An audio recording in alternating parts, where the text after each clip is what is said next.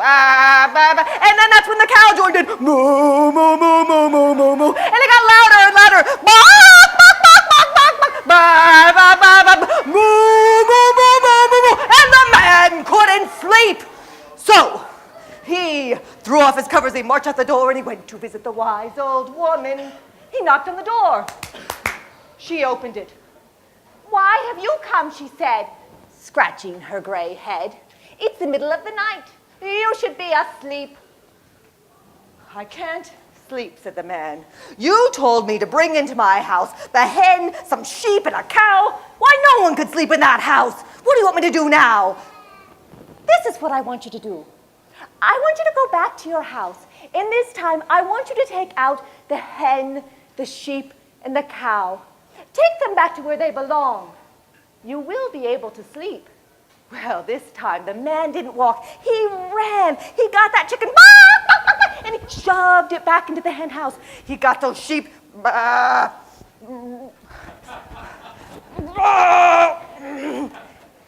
them back into their homes. He dragged the cow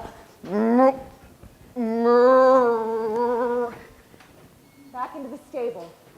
And a remarkable thing happened. When the man came back and opened up the door to his cottage, his house, which had once seemed so small, now seemed amazingly larger. He walked into the house,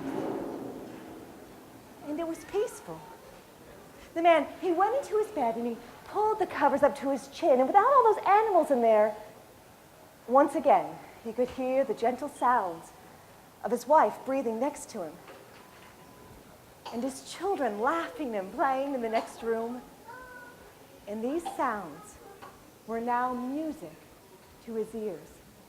And just before he fell asleep, he made up this little rhyme to remember this night. Next time I sing my silly songs, complaining of every little thing that is wrong, I'll stop and count my blessings first, because things always could be worse. And that is the story of Too Much Noise.